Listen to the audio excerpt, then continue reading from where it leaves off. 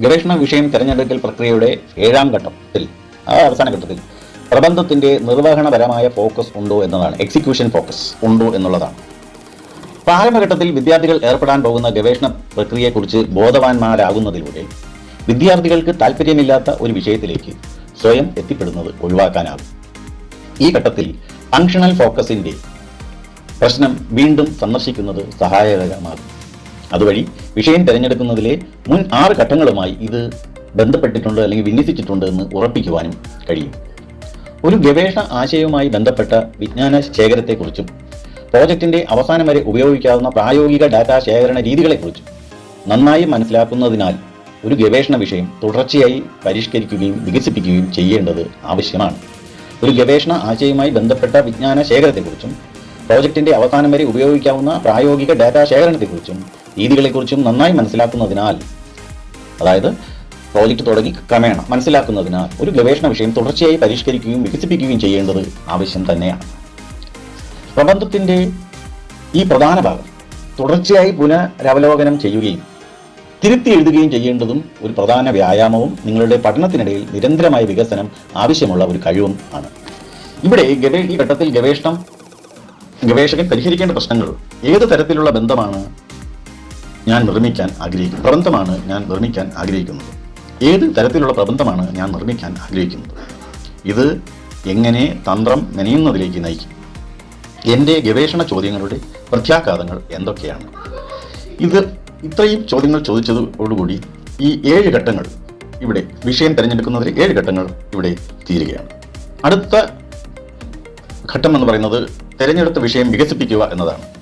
അതിനായി 3 ഘട്ടങ്ങളാണുള്ളത്: ഗവേഷണ ഉദ്ദേശ പ്രസ്താവന, വിശാലമായ ഗവേഷണ ചോദ്യം ഉണ്ടാക്കൽ, ഉപഗവേഷണ ചോദ്യങ്ങൾ ഉണ്ടാക്കൽ തുടങ്ങിയവയാണ്. ഗവേഷണ ഉദ്ദേശ പ്രസ്താവന പ്രബന്ധത്തിൽ നടക്കുന്ന ഗവേഷണത്തിൻ്റെ ദിശയും ശ്രദ്ധയും സൂചിപ്പിക്കുന്ന പ്രധാന പ്രസ്താവനയാണ് ഉദ്ദേശ പ്രസ്താവന.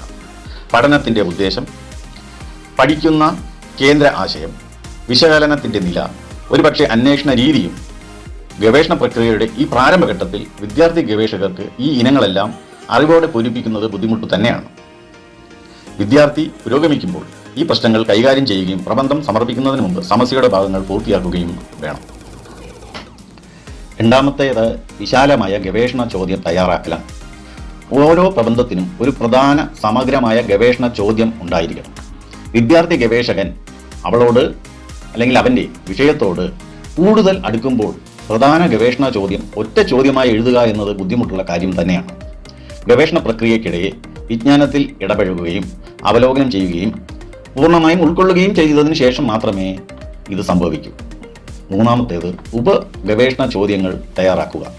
ഉപഗവേഷണ ചോദ്യങ്ങൾ ആശയവുമായി കൂടുതൽ ബന്ധിപ്പിച്ചിരിക്കുന്ന പ്രവണതയുണ്ട്. ഒരു പക്ഷേ രീതിശാസ്ത്രപരമായും വ്യത്യാസപ്പെട്ടിരിക്കും, മെത്തഡോളജി ഓർ ഡിസിപ്ലിൻ വൈസ് വ്യത്യാസപ്പെട്ടിരിക്കും. എന്നിട്ടും അഭിലാഷപരമായ വിശാലമായ ഗവേഷണ ചോദ്യത്തിന് വിധേയമായി തന്നെയിരിക്കും. ഈ ഗവേഷണ ചോദ്യങ്ങൾക്കെല്ലാം ഉത്തരം നൽകുമ്പോൾ സമഗ്രമായ ഗവേഷണ ചോദ്യത്തെ നേരിടുവാൻ വഴികൾ വ്യക്തമാവുകയും അതുവഴി ഗവേഷണ വിഷയം പൂർണ്ണമായും തയ്യാറാവുകയും ചെയ്യും. ഗവേഷണ വിഷയങ്ങൾ തിരഞ്ഞെടുക്കുവാൻ മറ്റ് ചില വഴികൾ കൂടി പരിഗണിക്കാവുന്നതാണ്. നിങ്ങളുടെ പ്രോജക്റ്റ് സൂപ്പർവൈസർ, അധ്യാപകർ, സഹപാഠികൾ അല്ലെങ്കിൽ ഈ മേഖലയിലെ മറ്റ് പ്രൊഫഷണലുകൾ എന്നിവരുമായുള്ള ചർച്ചകൾ ഇതിന് ഉപയോഗപ്പെടുത്താവുന്നതാണ്. നിങ്ങൾ ആവേശഭരിതരായ ഒരു വിഷയം തിരഞ്ഞെടുക്കാവുന്നതാണ്. നിങ്ങൾ തയ്യാറെടുക്കുന്ന ഒരു വിഷയം തിരഞ്ഞെടുക്കാവുന്നതാണ്. നിങ്ങളുടെ അനുഭവമായോ ജോലിയുമായോ ബന്ധപ്പെട്ട ഒരു വിഷയവും ഗവേഷണത്തിന് പരിഗണിക്കാവുന്നതാണ്. ഏറ്റവും പ്രധാനം സാധ്യമായ ഒരു വിഷയം തിരഞ്ഞെടുക്കുക എന്നതാണ്. നിങ്ങൾക്ക് ലഭ്യമായ വിഭവങ്ങൾ ഉപയോഗിച്ച് കുറച്ചു സമയം ഒരു ഗവേഷണം നടത്താൻ കഴിയുകയില്ല. നിങ്ങളുടെ ലഭ്യമായ വിഭവങ്ങൾ ഉപയോഗിച്ച് ഒരു ഗവേഷണം നടത്താൻ കഴിയുകയില്ല. നിങ്ങളുടെ പഠന സാമഗ്രികളിലേക്കും നിങ്ങൾക്ക് ആക്സസ് ഉണ്ടെന്ന് ഉറപ്പാക്കുക. നിങ്ങൾക്ക് കഴിക്കുവാൻ കഴിയുന്നതിനേക്കാൾ കൂടുതൽ കഴിക്കരുതെന്ന് എപ്പോഴും ഓർമ്മിക്കുക. വലിയ വലിയ പ്രോജക്റ്റുകൾ ഒരിക്കലും എടുക്കരുത്. പൂർത്തീകരിക്കാൻ പറ്റുമെന്ന് ഉറപ്പുള്ളത് മാത്രം തിരഞ്ഞെടുക്കുക. തിരഞ്ഞെടുത്ത ഗവേഷണ വിഷയം പൂർത്തിയാക്കുവാൻ ലഭ്യമായ സമയം, വിഭവങ്ങൾ നിങ്ങളെ അനുവദിക്കുന്നില്ലെങ്കിൽ സമയപരിധിയും ലഭ്യമായ ഉറവിടങ്ങളും നൽകി നിങ്ങളുടെ ഗവേഷണ ചോദ്യങ്ങൾ പുനഃപരിശോധിക്കേണ്ടി വരാം. നിങ്ങളുടെ പ്രൊഫസർ അല്ലെങ്കിൽ സൂപ്പർവൈസർ ചെയ്ത ഗവേഷണത്തിന് സമാനമായ ഒരു വിഷയം തിരഞ്ഞെടുക്കാവുന്നതുമാണ്. ഒരു മുൻ ഗവേഷണ പ്രോജക്റ്റ് കൃത്യമായി അല്ലെങ്കിൽ ചെറിയ വ്യതിയാനങ്ങളോടെ ആവർത്തിക്കുക എന്നതും ഒരു മാർഗമാണ്. ഒരു ഗവേഷണത്തിൽ കണ്ടെത്തിയ അപ്രതീക്ഷിത കണ്ടെത്തലുകൾ പര്യവേഷണം ചെയ്യുക എന്നത് മറ്റൊരു മാർഗമാണ്. ഒരു ലേഖനത്തിന്റെ അല്ലെങ്കിൽ ഒരു ഗവേഷണ പ്രബന്ധത്തിന്റെ അവസാനം ഭാവി ഗവേഷണത്തിനായി ഒരു രചയിതാവ് നൽകുന്ന നിർദ്ദേശങ്ങൾ പിന്തുടരുക എന്നതും വിഷയം കണ്ടെത്തുവാൻ ഉള്ള ഒരു മാർഗമായി സ്വീകരിക്കാവുന്നതാണ്. നിലവിലുള്ള ഒരു വിശദീകരണമോ ഒരു സിദ്ധാന്തമോ ഒരു പുതിയ വിഷയത്തിലേക്കോ ക്രമീകരണത്തിലേക്കോ വിപുലീകരിക്കുക എന്നത് മറ്റൊരു മാർഗമാണ്. ഒടുവിലായി കണ്ടെത്തലുകളെ വെല്ലുവിളിക്കുക അല്ലെങ്കിൽ ഒരു ബന്ധം നിരാകരിക്കാൻ ശ്രമിക്കുക എന്നതും ഗവേഷണ വിഷയങ്ങൾ കണ്ടെത്തുവാൻ ഉള്ള മാർഗങ്ങളായി പരിഗണിക്കാവുന്നതാണ്.